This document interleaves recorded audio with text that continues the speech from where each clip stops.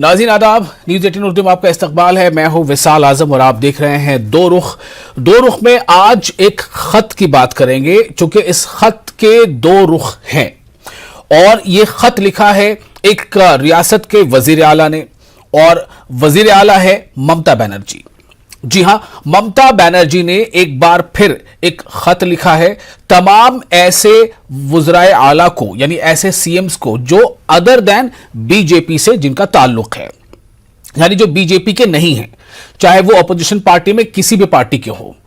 तो ममता बनर्जी ने सिर्फ ये खत लिखा है, बल्कि उसमें उन्होंने मेंशन किया है कि तमाम जो सीएम्स हैं जो एंटी बीजेपी यानी स्टैंड के साथ दूसरी पार्टियों के साथ हैं, और वो सीएम साथ ही साथ लीडर्स, यानी आप ये समझ लीजिए कि ऐसी तमाम पार्टियों को उन्होंने इस खत में खिताब किया है और ये कहा है कि ये जो वक्त है ये फेडरल स्ट्रक्चर पे, मुल्क का जो फेडरल स्ट्रक्चर है उस पर एक हमला है जो मरकज में बैठी सरकार की तरफ से उसे लगातार कमजोर करने की कोशिश की जा रही है।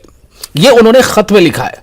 खत में उन्होंने यह भी लिखा है कि जो इंस्टीट्यूशंस हैं जिनका आईनी अपना एक अक़दार है, ऐसे तमाम इंस्टीट्यूशन भी धीरे धीरे मरकज के जेरे असर आते चले जा रहे हैं, उन पर उनसे प्रभावित हैं। खासतौर से उनका यह कहना है कि ईडी है या इनकम टैक्स है या सीबीआई है या सीवीसी है, तो ये तमाम इदारे ऐसे हैं जिनका मरकज की सरकार अपने ओपोनेंट्स को, जो विरोधी पार्टियां हैं या जो ऐसी सरकारें हैं जो बीजेपी की नहीं हैं, उन्हें लगातार कमजोर करने की और उनके लीडरों को कॉर्नर करने के लिए इस्तेमाल कर रही हैं। खास तौर से चुनावों से पहले इनका इस्तेमाल होता है, उन्होंने यह खत में लिखा है। सवाल इस बात को लेकर है कि आखिर इस खत का असल मकसद क्या है? क्या अभिषेक बनर्जी पर जिस तरह उन पर लगातार ईडी की तरफ से नोटिस भेजा जा रहा है, यहां तक भी खबर है कि उन्हें दिल्ली आकर हाजिरी देने की बात कही गई है, क्या इससे ममता बनर्जी डर गई हैं? क्या ममता बनर्जी वाकई फेडरल स्ट्रक्चर को कमजोर होते हुए देख रही हैं और उसके लिए आवाज उठा रही हैं, या फिर यह एक पॉलिटिकल स्ट्रैटेजी का एक हिस्सा है जिसका निशाना कुछ दूर है? हमारे साथ दो खास मेहमान हैं, हम उनसे इस बारे में गुफ्तगू करेंगे। हमारे साथ हैं संजय सरकार जो टीएमसी के सीनियर लीडर हैं, यानी तृणमूल कांग्रेस के, और नवीन कुमार जो तर्जुमान हैं बीजेपी के। आप दोनों का बहुत बहुत इस्तकबाल है। मैं संजय सरकार सबसे पहले आपके पास आना चाहता हूं, और मेरा सवाल यही है कि ममता बनर्जी ने ये जो खत लिखा है, क्या ये खत ममता बनर्जी के एक अनजाने डर को दिखा रहा है, या फिर वाकई इसका मकसद वही है जो उन्होंने खत में लिखा है? कोई डर नहीं है। मैंने वजीर आला जो लिखा है उसका कारण है, जितने छोटे छोटे पार्टियां, भारतीय जनता पार्टी ने हमेशा हर पार्टी को अकेले अकेले लड़ाने के लिए, और ये भारतीय जनता पार्टी मजहब, कौम, धर्म और इस मामले में आगे रहता है हमेशा। और कोई भी मतलब जैसे दलित के ऊपर में उसका किस तरफ से अत्याचार हो रहा है, हिंदुस्तान मुसलमान के ऊपर किस तरफ से अत्याचार हो रहा है, ओबीसी के ऊपर में किस तरफ से अत्याचार, चारों तरफ हिंदुस्तान देख रहे हैं अच्छा तरफ से। आज क्या है, इसको रुकने के लिए अगर सब इकट्ठा, हर ऑपोजिशन अगर इकट्ठा नहीं हो पाएंगे तो इसके लिए बहुत मुश्किल है। क्योंकि ममता बनर्जी बंगाल में अकेला ही बीजेपी को उखाड़ के फेंक दिया, यहाँ किसी को जरूरत नहीं है। हम हर हिंदुस्तान में हर मरकज को हम बहुत बताते हैं इस कारण में कि आप इसमें शामिल हो जाइए। और हर जगह, जैसे केसीआर आया था, केसीआर कलकत्ता में मिलने के लिए आया था, के चंद्रशेखर राव जी, उसने भी कहा है इस हालात में ममता बनर्जी देश का मेन ऑपोजिशन लीडर है, और जिस मेन ऑपोजिशन लीडर अगर रहता है तो उसको भी कोशिश रहता है हर ऑपोजिशन पार्टी को इकट्ठा करने के लिए। कि आज देश में बैंक का खतरा है, डिफेंस का खतरा है, रेल का खतरा है, हर जगह आज प्राइवेटाइजेशन होते जा रहा है, नौकरी नहीं है, पेंशन नहीं मिल रहा है सही तरफ से। और दूसरे नंबर गवर्नमेंट में बैंक में 10 लाख करोड़ रुपया घोटाला हो चुके हैं, बीएसएनएल 50,000 करोड़ रुपया लॉस हो चुका है, इंडियन बैंक ऑफ इंडिया जिसको मार्च कर दिया, यूनाइटेड बैंक जिसको पीएनबी के साथ मार्च कर, उसमें 12,000 करोड़ रुपया लॉस हो, एसबीआई आज के साल इसमें घाटा में चल रहा है। लेकिन संजय सरकार साहब, खत में बिल्कुल शुरुआती लाइन में यह मेंशन है कि ईडी का, इनकम टैक्स का, सीबीआई का इस्तेमाल हो रहा है विपक्षी पार्टियों को कमजोर करने, उनकी सरकारों को कमजोर करने के लिए, उनके लीडरों को कॉर्नर करने के लिए। ये शुरुआती लाइन में है। इसलिए मेरा सवाल था, क्या अभिषेक बनर्जी पर जो कार्रवाई हो रही है, क्या उससे ममता बनर्जी कहीं ना कहीं डर गई हैं? कहना आपको है जो कहिए। नहीं, कहीं डरे नहीं है। भारतीय जनता पार्टी को जो सब्सिडी जो मतलब विंग रहता है, जैसे देखिए महिला विंग रहता है, युवा विंग रहता है, अभी ये सब हटा दिया भारतीय जनता पार्टी। एक तरफ ईडी को रख दिया भारतीय जनता पार्टी संगठन में, सीबीआई को रख दिया, एनआई को रख दिया, इनकम टैक्स को रख, इसको राजनीतिक में इस्तेमाल हो रहा है। कैसे? संगठनिक काम में इन्हीं लोग करके दे रहे हैं, तो इसी लोग को कर रहे हैं। तो इसको खिलाफ लड़ने के लिए देखिए, एक शक्ति, और अगर राजशक्ति के पक्ष में अगर ये सब एक इकट्ठा हो जाता है, इन्वेस्टिगेशन एजेंसी अगर एक पार्टी के लिए काम करता है, तो देश का आम का जनता के ये है कि इसको खिलाफ लड़ने के लिए और इसको खिलाफ रास्ता में आके लड़ने के लिए। क्यों? अभी इसमें न्यूट्रल जो है, न्यूट्रल आप निष्पक्ष जो बताया जाता है, न्यूट्रल नहीं है। सीबीआई न्यूट्रल नहीं है, ईडी ठीक है। मैं संजय सरकार जी, मैं आपके पास आता हूं, आप हमारे साथ बने रहें, क्योंकि दो ही मेहमान हमारे साथ हैं और बारी बारी से हम दोनों के पास आएंगे। नवीन कुमार जी हमारे साथ हैं, तर्जुमान बीजेपी। नवीन कुमार जी, इस खत के दो रुख आज जिस पर हम चर्चा कर रहे हैं, बीजेपी क्या कहती है? भ्रष्टाचार को ममता बनर्जी सपोर्ट करती है। उनको लगता है कि उनके भतीजे ने जिस प्रकार से पश्चिम बंगाल की जनता को लूटा है, गरीबों के पैसे को हड़पा है, उसके खिलाफ वो कार्रवाई नहीं होनी चाहिए। और जब इस देश की सर्वोच्च इन्वेस्टिगेटिंग एजेंसी उसकी जांच करती है, तो उस पर वो इसी प्रकार के आरोप लगाते हैं। और केवल जांच एजेंसी पर ही नहीं, आपने पुराना इतिहास निकाल लीजिए, जिन अदालतों ने इनके खिलाफ, चाहे वो हाई कोर्ट हो, सुप्रीम कोर्ट हो, इनके खिलाफ नहीं, जो इनकी कारगुजारियां हैं उसका समर्थन नहीं किया, उसके विरोध में अपना फैसला दिया, इन्होंने उसका भी विरोध किया। इनको लगता है कि हाई कोर्ट या सुप्रीम कोर्ट वो भी जो है पक्षपात कर रहे हैं, जिसका विश्वास इस देश की न्याय प्रक्रिया पर ना हो, उससे आप क्या बात करेंगे? उसे आप समझेंगे कि जो वो कह रही है उसको सीरियस लिया जाना चाहिए। आज ममता बनर्जी के राज में किस प्रकार से निर्मम लोगों की हत्या हो रही है, 12-12 लोगों को, पूरे परिवार को एक साथ जला दिया जाता है। उसकी जांच जब होती है, उस पर जब राज्य सरकार कार्रवाई नहीं करती, सेंट्रल एजेंसियां उस पर जाकर के एक्शन लेती हैं, तब इनको आपत्ति होती है, पीड़ा होती है, तभी कहते हैं हम सबको इकट्ठा होना चाहिए। चुनावों में तो इकट्ठे हुए थे, सबने देखा था ममता बनर्जी के मंच के ऊपर सभी तमाम विपक्ष के दल के लोग जो है एक साथ आए थे। लेकिन बाद में क्या हुआ इन लोगों का? बाद में किसके साथ चले गए? बाद में इन्होंने जाकर के किस प्रकार से चुनाव लिए? सत्य है कि सभी पॉलिटिकल पार्टियों ने पश्चिम बंगाल में टीएमसी के पक्ष में अपना वोट बैंक को शिफ्ट किया, पूरा का पूरा प्रयास किया कि उसमें शिफ्ट है, जिसके कारण वो सरकार बनी। लेकिन हकीकत यह है कि उसके बाद भी आज भी इस देश के अंदर जो नकारात्मक राजनीति करने वाले लोग हैं, उनको संगठित करने का काम ये प्रयास कर रहे हैं। सफल नहीं होंगे, इसलिए नहीं होंगे, वो खुद नेगेटिव हैं, एक दूसरे के पक्ष में नहीं जा सकते हैं। लेकिन मैं ये कहूंगा कि आप विरोध करो तो किसका विरोध कर रहे हो? क्या सीबीआई को काम नहीं करना चाहिए?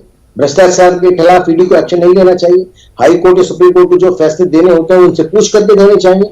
क्या इस देश के अंदर 12-12 लोगों को, पूरे परिवारों को आप जला दो, गैंग रेप करो, उसके बाद कोई एक्शन ना लेना चाहिए सरकार? अगर केंद्र सरकार एक्शन लेती है तब आप कहते हैं कि हाँ उस पर एक्शन नहीं लेना चाहिए। ये किसके पक्ष में है? ओके, ये फर्स्ट राउंड कंप्लीट होता है। संजय सरकार, आपसे रिएक्शन लेना चाहूंगा। तो मैं इसी चीज बोलना चाहता है, अभी मेरे देश में जितना इन्वेस्टिगेशन एजेंसी है, मैं कहना चाहूंगा अपने तरफ से आप निष्पक्ष हो जाइए। नहीं तो सरकार उलटने के बाद में, सरकार तो देखिए लोकतंत्र में एक सरकार तो काफी दिन नहीं रहता है, उसके बाद किसी न किसी को जाने पड़ता है। सीबीआई दफ्तर में रह जाएंगे, ईडी दफ्तर में रह जाएंगे, इनकम टैक्स एनआई के दफ्तर में रह जाएंगे, इलेक्शन को। लेकिन जो व्यक्ति है, मतलब जो पर्सन चेंज हो जाएंगे, ठीक है ना? जब सरकार भी चेंज होता तो चेंज होता। मेरे कहने के बाद आप निष्पक्ष होकर रहिए, न तो आने वाला पल आपको भी इसको जवाब देने पड़ेंगे, बिल्कुल जवाब देने पड़ेंगे, जवाब उसको देने ही पड़ेंगे।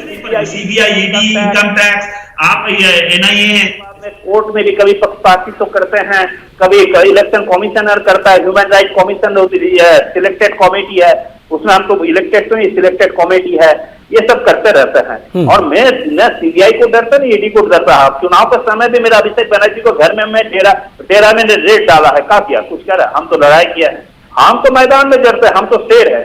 शेर तो जंगल में भी लड़ते हैं, रास्ता में भी लड़ते हैं, और कहीं भी लड़ते हैं। स्ट्रीट फाइटर को कहीं डर नहीं है, खोने का भी डर नहीं है, पाने का भी ये दिखाई नहीं, ख्वाब नहीं है हम लोग में, ठीक है ना। हम लोग लड़ते हैं और लड़के हम लोग इस नतीजा पे पहुंचे हैं। आने वाले पल में हिंदुस्तान के जो आम है उनका आवाज हर घर में पहुंचाना, ये दीदी का वक्त, दीदी ठीक है।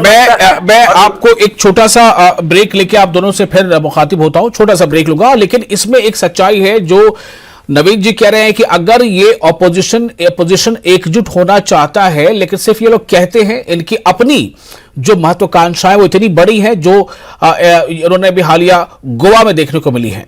जिस अपोजिशन के यूनिटी की बात करते हैं, गोवा में क्या नजर आया, जिस अपोजिशन की यूनिटी की बात करते हैं और रियासतों में क्या नजर आया। सवाल इस बात को लेकर है कि क्या ममता बनर्जी वाकई अभिषेक बनर्जी को लेकर डरी हुई है। मैं फिर से सवाल को दोहरा रहा हूं, इसलिए कि अभी 24 भी दूर है, नतीजे गोवा में क्या आए और दूसरे रियासतों में वो भी आप देख रहे हैं। लेकिन अगर ये फेडरल स्ट्रक्चर पर सवाल उठ रहा है या उठा रही है ममता बनर्जी, तो क्या इसलिए भी उठा रही है कि अभी कुछ दिनों पहले उद्धव ठाकरे ने कहा था कि आप मेरे रिश्तेदारों को टारगेट कर रहे हो, बेहतर है कि आप मुझे उठा के ले जाओ, मुझे जेल में डाल दो। आखिर उन्होंने भी ऐसी बात क्यों कही थी।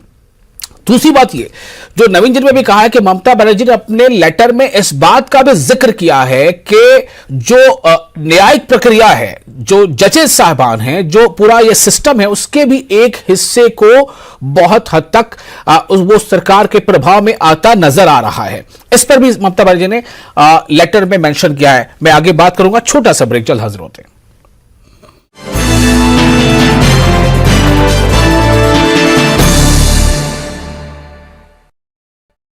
ब्रेक के बाद एक बार फिर आपका इस्तकबाल है। आप देख रहे हैं न्यूज 18 उर्दू पर दो रुख, और आज हम इस बात को लेकर मुज़ाकरा कर रहे हैं कि ममता बनर्जी ने फिर से एक बार लेटर लिखा है और उस लेटर में उन्होंने एड्रेस किया है ऐसे तमाम सीएम्स को जो अदर देन बीजेपी के हैं अलग अलग रियासतों में, और ऐसे तमाम लीडरों को भी, यानी खुले तौर पर यह कहा शायद नहीं जा सकता, लेकिन सीधी बात यही है कि तमाम ऑपोजिशन पार्टियों को जो अदर देन बीजेपी पार्टियां हैं उन्हें ममता बनर्जी ने फिर से एक बार कॉल की है। क्या ममता बनर्जी के जहन में कांग्रेस को लेकर जो बात कुछ महीनों पहले उन्होंने कही थी कि कांग्रेस अब उस पोजीशन में नहीं रही और जो हम उसे शामिल रखें या ना रखें ये बात की बात है, तो क्या उस स्टैंड में थोड़ा तब्दीली आई है। दूसरी बात ये कि अपोजिशन यूनिटी की जो बात ममता करती हैं, ये यूनिटी गोवा में क्यों नहीं नजर आई।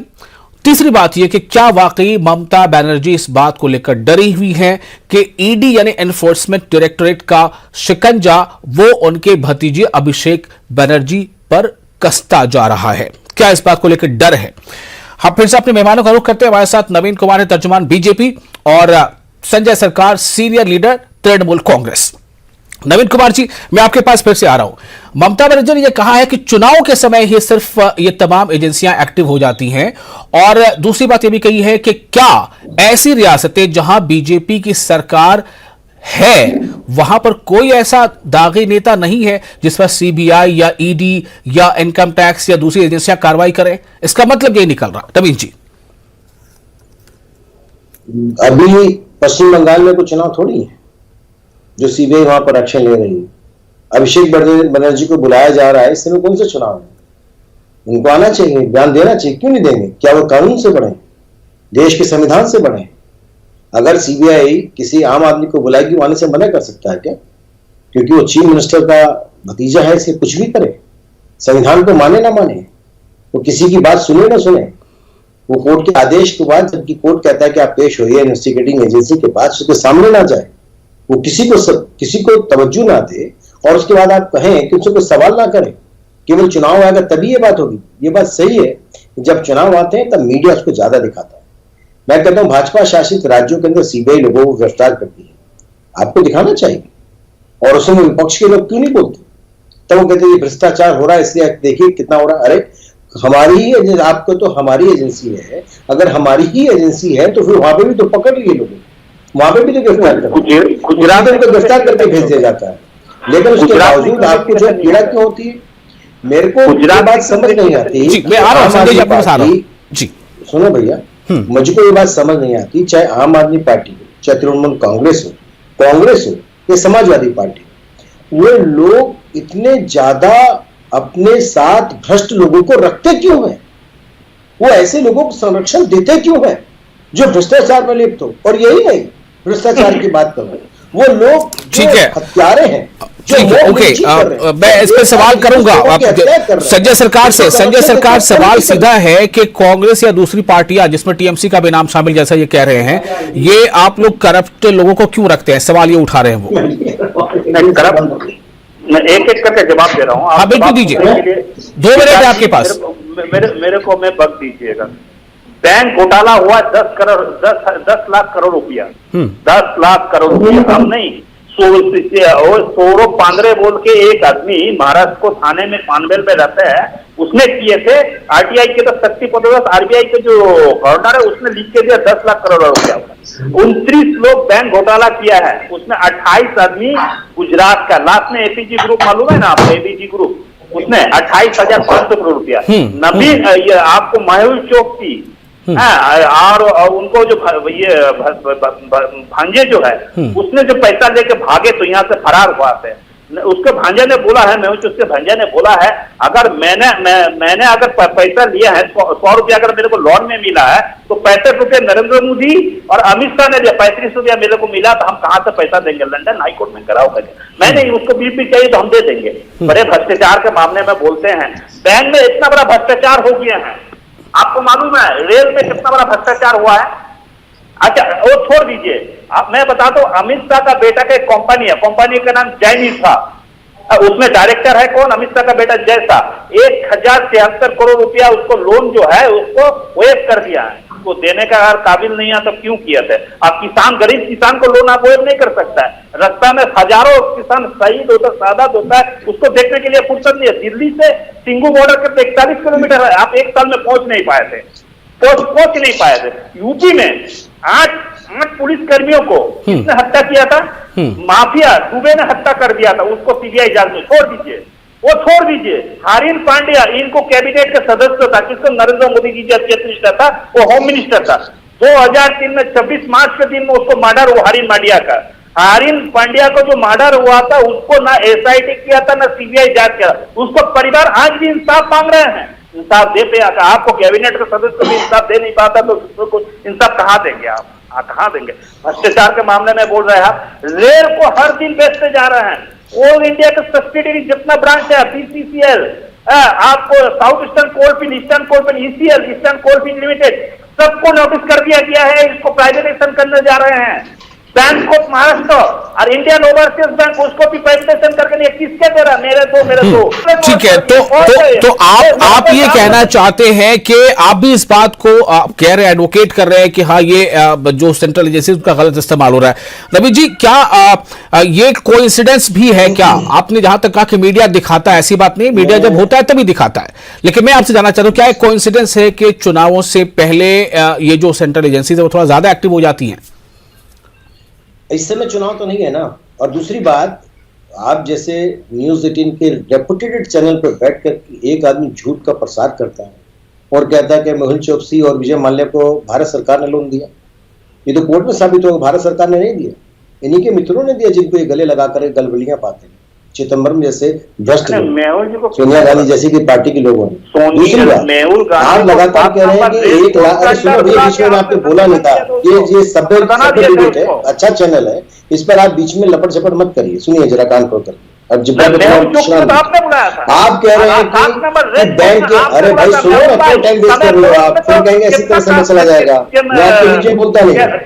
आपने कहा कि आज विदेशों से पैसा लाने के लिए, अरे सुनो भाई, या तो आप आजम साहब इनकी आवाज को बंद करें, मैं इनके बीच में बोलता नहीं हूं ना, क्यों बीच में शोर मचाते हैं, फुटेज खा रहे हैं। मेरा कहना यह है कि आप कह रहे हैं 1,76,000 करोड़ रुपया लोन दिया जय शाह को, दिखाओ ना, साबित करो। 1,073 करोड़ रुपया का लोन हुआ है। 1,073 बनना बंद करिए, जय इंफ्रा का लोन बंद करिए। आपको जानकारी होना चाहिए, जानकारी नहीं है, बैठ जाता है, डाटा नहीं है, नहीं आता। अपनी बात करें, गोबर को पार्टी के होकर दिमाग में नहीं आता है, गोबर गायकोट का पार्टी नहीं करता, इनको जो है पसीने नहीं कर पाता। जय इंफ्रा का डायरेक्टर है जैसा। हर भ्रष्ट व्यक्ति की जगह जेल में है, आप रोक नहीं पाओ। आज और कल के अंदर आप शोर मचा सकते हो, आप इसी प्रकार से लोगों को भ्रमित करने के लिए झूठ फैलाइए, लेकिन देश के अंदर संविधान है, देश के अंदर कौन सा संविधान मान रहा है? जहां आप नहीं मानिए संविधान, आप मानते नहीं, आप तो कौन को नहीं मानते, संविधान को नहीं मानते, टेक्नोलॉजी को नहीं मानते, सीबीआई को नहीं मानते, ईडी को नहीं मानते। आप मानते हैं केवल आतंकवादियों के समर्थन में खड़े होने को, आप मानते हैं अपने भ्रष्टाचारियों को या उन हत्यारों और बलात्कारियों को। कभी जनता के समर्थन में खड़े होइए और सोचिए कि आखिर। चलिए आप नवीन कुमार जी, संजय सरकार जी, मुझे लगता है कि वक्त इतना काफी नहीं है कि इस पे तमाम सवालों के जवाब और तमाम हिसाब किताब भी हो लें, लेकिन हाँ इतना जरूर है कि जो हमारे नाजरीन है उन्हें एक अंदाजा जरूर हो जाता है जब सिर्फ दो लोग आमने सामने होते हैं कि किसकी बात में सच्चाई है और कौन जो है सच्चाई से हटकर बातें कर रहा है। बहरहाल ममता बनर्जी ने जो खत लिखा है उस खत का नतीजा आगे क्या निकलता है इस पर नजर जरूर रहेगी। फिलहाल आप दोनों मेहमानों का बहुत बहुत शुक्रिया अपना कीमती वक्त हमें देने के लिए। मुझे दीजिए इजाजत। आदाब।